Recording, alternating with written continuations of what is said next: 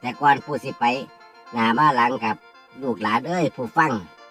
ความเบาคนถ้าตั้งใจฟังสิฟังจังหนึ่งถ้าฟังบ่เข้าใจฟังซ้ำฟังใหม่ก็ได้เพราะว่าหยังเนื้อหาเป็นจังใดภาษาบางเทื่อเนี่ยเขาเอ่นว่าสี่ตีนยังรู้พลาดนักปราชญ์ยังรู้พังนะมันบ่มีอีหยังบ่พลาดบ่พังดอกเพียงแต่ว่าให้ทำความเข้าใจกับเนื้อหาเพิ่นว่าจังใดอย่าเฝ้าแสดงความเห็นโดยที่ว่าเจ้าของบ่ฮู้ว่าเนื้อหามันเป็นว่าแปลว่าจังใดฟังเข้าใจล่ะบ่อย่าเฝ้าแสดงมันเร็วปวดมันบ่ดีต่อลูกหลานมันขายหน้าเจ้าของนะอย่าเฝ้าคิดว่าผู้อื่นสิผิดสิพลาดเลี้ยวเบิ่งความคิดเจ้าของจักก่อนกูเป็นหยังจังคิดแต่เดี๋ยวนี้กูคิดดีบ่ได้กูสิเจริญได้จังไดแล้วก็ที่สำคัญหลวงปู่สิบอกก่อนพระเวสสันดรนี่นะ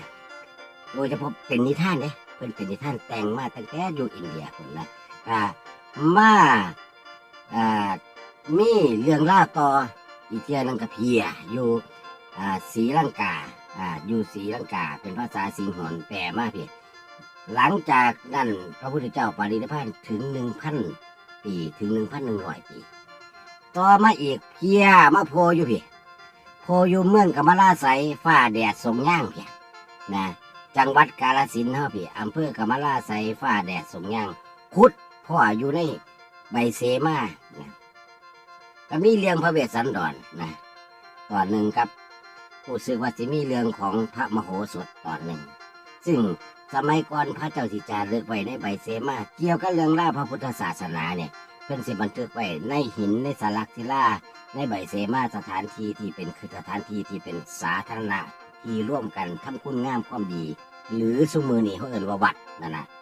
อาจจะมีต่อไปสิเป็นสวนถ้ำก็ได้มองได้ห้อมกันทำความดีนะมันก็ที่บันทึกเรื่องเล่าดีๆเอาไว้นะเอาละเว้าไปเว้ามามันก็สิหลายความสร้างปัจจนานาเคนมีคุณมีพรพิเศษสามารถ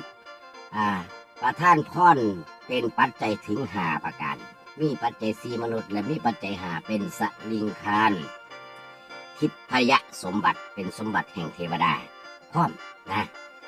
มาที่นี่กะเข้าเรื่องกันหลังจากพระนางพุทธดีเพิ่นก็ลงมาแล้วก็มาเกิดในเมืองมัทธุราชเจ้าเมืองมัทธุราชเป็นธิดาในเมืองมัทธุราชต่อมาเพิ่นก็อายุได้16 ปีกัน